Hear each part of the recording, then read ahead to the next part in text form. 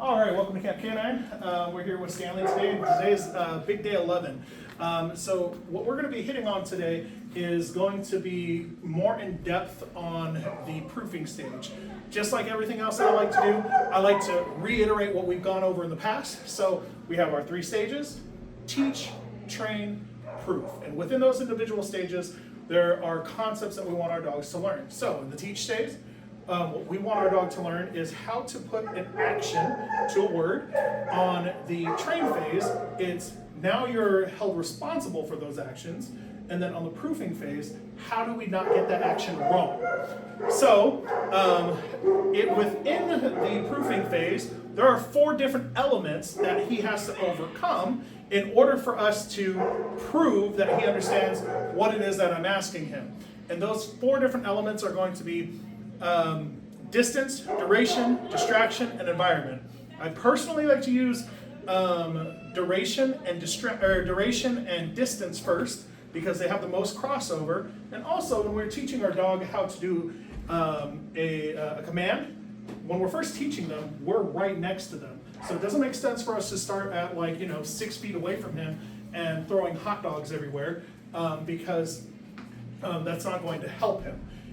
Now, when we choose to work on a goal with our dog, we only want to hit one of those elements at a time. So that way he really, really understands that element. So if I'm going to work on duration, I'm only going to work on duration. I'm not going to start throwing a whole bunch of stuff at him that he hasn't. I'm not going to throw a whole bunch of stuff at him that he hasn't seen before. So, and then we're going to go all the way back to week 1 with our $1 million word, which is successive approximation. And all that means is we're going to go to his last known success. So on duration, if I want him to, hey buddy, sit. So if I want him to sit for a period of time, I'm going to count in my head, and let's say 5 seconds is my target goal. 1 1,000, 2 1,000, 3 1,000, 4 1,000, 5. Yes, good boy. I'm going to give him the yes, and then I'm going to give him the treat. Now, let's say my next target goal is 10 seconds. Sit. 1 1,000, 2 1,000, 3 1,000, 4 1,000, 5 1,000, 6 1,000, 7 1,000, 8 1,000, 9 1,000. Oh, no. Sit.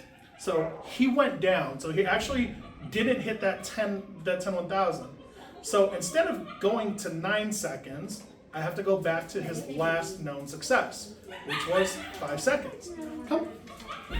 Sit. Sit. 1 1,000, 2 1,000, 3 1,000, 4 1,000, 5. Yes. Good boy. Good boy. I don't think he's a fan of your new treats. Here, buddy. Oh, you're good. I just stopped your video. No, you're fine. Oh, stop it. Come on, Alice. Have a good one. You too. Good boy. Yes. So, what happens is, as we're going through this, notice how I went to his last known success, which was 5 seconds. The next time I try this, instead of going all the way to 10 seconds, I'm going to go to 8, right? Here we go. Sit. 1 1,000, 2 1,000, 3 1,000, 4 1,000, 5, 6, 7, 8. Yes! Good boy! All right. And that's how we are going to continually gain ground, if you will, for getting him to sit for a longer period of time, or getting him to do pretty much anything for that longer period of time. Once he gets to about the 2-minute mark, where he's able to sit in a spot for about 2 minutes, the times can jump exponentially. So once you hit that 2-minute mark, now you can try for 3 minutes. Once you hit that 3-minute mark, now you can try for 5 minutes, and so on and so forth. Until you get to that spot or that threshold where he's no longer able to overcome that barrier, then you might want to start cutting your times back. Now, that is for duration. Once he's able to sit for quite a while, Now I can start adding distance because he has to be able to sit for a duration if I want to put space between me and him. Here goes now. Place. Sit. Good. Sit. Good boy. So if I were to do successive approximation, all I would do is I'd back up 1 foot. Yes. Good boy. All right. And since I said yes, he's now released from here. And he doesn't have to stay on there. So now I'm going to lock him back into place. Here we go, buddy. Come on, bud. Place. Sit. Good sit. So I would start from, here we go, 1 step, then 2 steps. Yes! Until we are able to get all the way down to the opposite end of the room.